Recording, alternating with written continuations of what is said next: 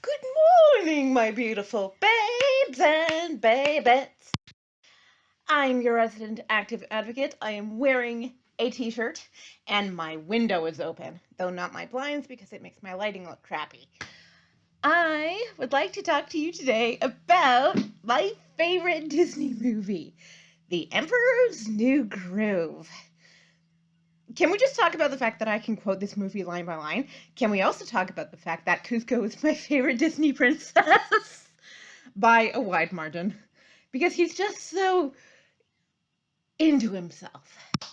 But that's the reason why we are here today. I want to talk to you about social anxiety and about what you might call learned disability.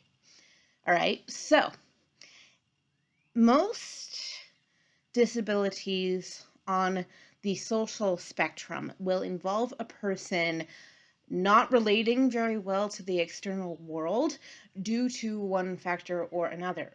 These can boil down to mental health disorders such as depression, bipolar disorder, schizophrenia, but the way in which they facilitate you interacting with the world is what I want to talk about with this video.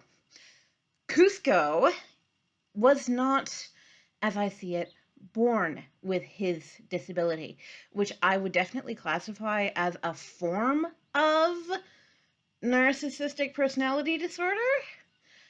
I don't see him as having been born with it, though, because you see in a flashback, um, you know, he says during the movie, okay, hang on, rewind the story. They rewind too far. Look, it's me as a baby! And you see him playing very happily with a toy. The toy's head comes off. He starts bawling. And because he is the prince at this point of a great and powerful Mesoamerican empire, he has servants all around him, and you see hands just come on screen, each of them holding the same doll that he had been playing with before. So immediately, because he's a baby, he's pacified, he's happy again, right? But that trend of there is a need, it is immediately fulfilled, continues on throughout his life. He has no expectation because his expectation is constantly being fulfilled before he even has to ask.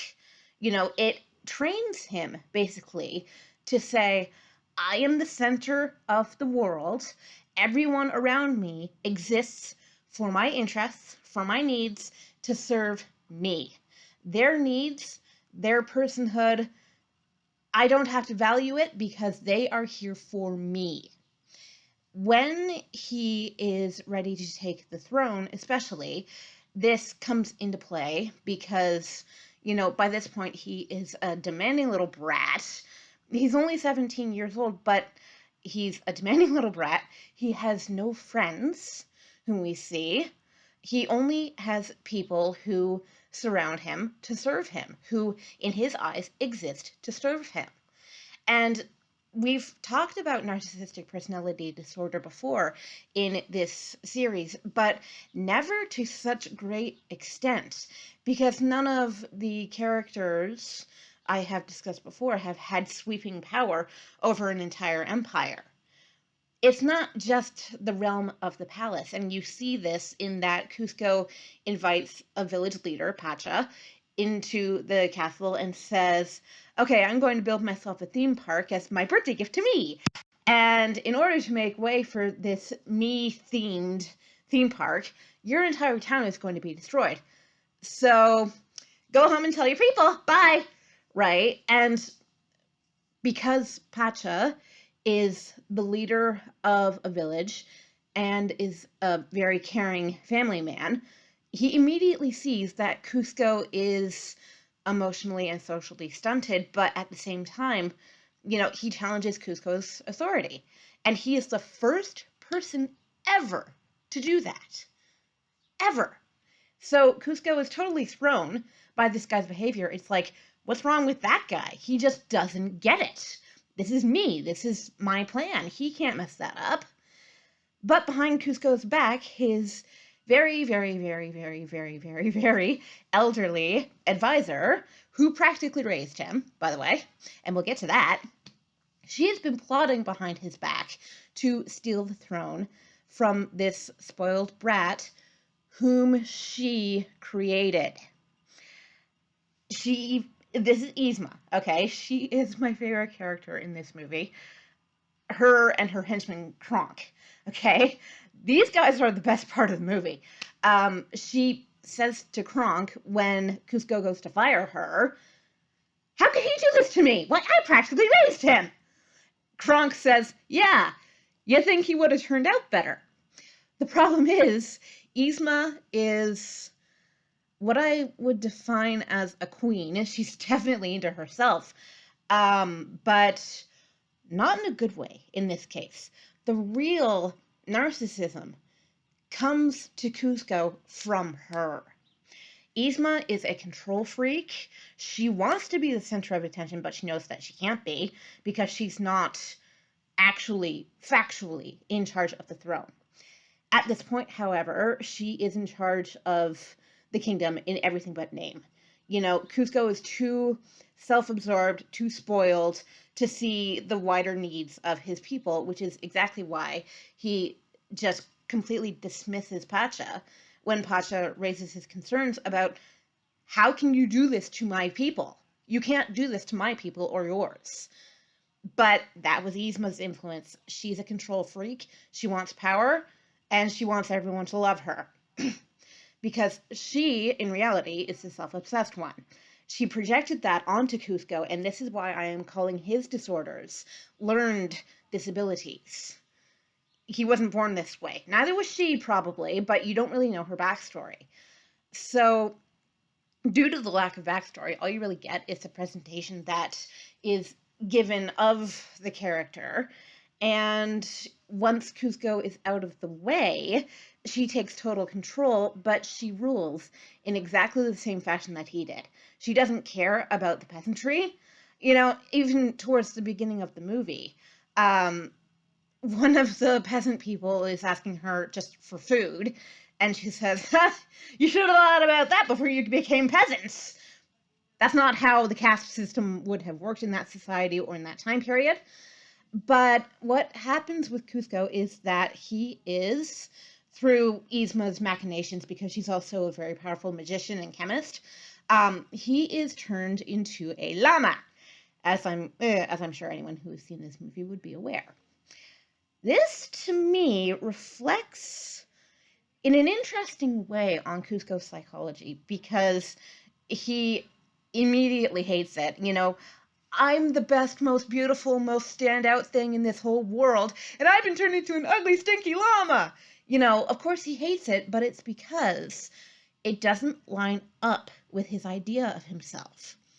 Even as a llama, though, he still expects perfect obedience, total servitude from the people who surround him. Fortunately for him, though, Pacha is the one who takes him in and cares for him, tries to get him back to the palace so he can reclaim his throne. And Pacha is the one who finally brings this spoiled brat boy down to earth. Technically, it's a buddy-buddy road trip comedy, but there's a lot of psychology going around here because they spend a lot of time together. They have to walk to the palace, and it's not a short trip. You know, they spend a lot of time together, and Kuzco realizes these people are people. They're not just pawns whose sole raison d'etre, reason for being, is to serve me, is to be there for me. They are things unto themselves. They have the right to autonomy just as much as I do. And he realizes this through Pacha constantly saving his life, constantly being there for him, but on Pacha's terms, not on Kuzco's. You know, Kuzco can't just snap his fingers and say, "Do this." Not with Pacha. Pacha's will is too strong. And I really like that about this character, because what a narcissist really needs, I think, and even in the real world context, is someone to stand up to them and say, "No, I won't let you push me around. Here's how we're actually going to do things. And it will be to your betterment, not to your detriment. You don't know that yet, but I'm going to show you." This is a case of show don't tell. You can tell a narcissist a million times to their face, you're behaving badly, you're not doing what is right by other people, but they, because they're so wrapped up in themselves, can't see it. You have to show, don't tell. That's a primary story writing rule as well, because people get much more invested in what you can actually physically demonstrate to them, rather than just saying to them, as I say over and over again, you're behaving badly, I don't like the way you're treating me. You really sometimes just have to dive into the way this person's psyche works and go by the model that is presented to you, but still on your own terms, and show them why it's not right to treat a person like property. It's not right to treat a person as though they were expendable and as though they existed only for your benefit. So when Kuzco gets back to the palace, he is able to work more effectively with Pacha, and he even saves Pacha's life. Twist, right? But he has to forego being the selfish brat that he's been raised to be in order to do this, and he almost loses his one and only shot at turning back into a human. But through the machinations of comedy, I'm not going to spoil the ending, but it all works out. And the fact that Kuzco is able to return to his human form, I think also reflects on the transformation he undergoes while he is an animal, that he can be a better human once he gets his body back, because the kingdom can't really be ruled by a llama, I'm sorry. But it can be ruled by a human who has learned through being a llama how to be humble, how to be compassionate, how to listen to others, and how to be self-forgetting. And that is why Kuzco is my favorite Disney princess. He's totally self-absorbed and wonderful and played by David Spade, whom I love. But at the same time, he learns a lot. And I really, really like it when characters show that they are capable of learning. The whole idea of nuance in a villain, because Kuzco at the beginning of the movie is a villain, but he learns how not to be. So it's not like the old-timey Disney villains where all they deserve is a good death. That's not the best way to deal with psychological trauma, with psychological issues, and especially when those issues were learned, not like you weren't born with them, you learned them. Even if a person were born with some kind of psychological disorder, it's far too simple a resolution to any story, I think, just to say, kill them off. I don't think, personally, in my own writing, that every villain deserves a redemption arc. Not necessarily do they. They could just have done too much harm to deserve it. But at the same time, if the character themselves is proved capable of change and desires that change for their own betterment and the betterment of others, why not? But that's how you write a good story. That's how you write a good character. Nuance, thank you. So that is my analysis of Kuzco and Yzma, to a lesser extent, in The Emperor's New Groove. And I can't remember what we're talking about tomorrow, but I will figure that out and I will get back to you on that. Go watch The Emperor's New Groove if you haven't seen it in a while, because it's hilarious. And Yzma gets turned into a cat, which is just awesome. All right, so I'll see y'all tomorrow and have a lovely, wonderful, sunderful day. Sorry about that. Mwah!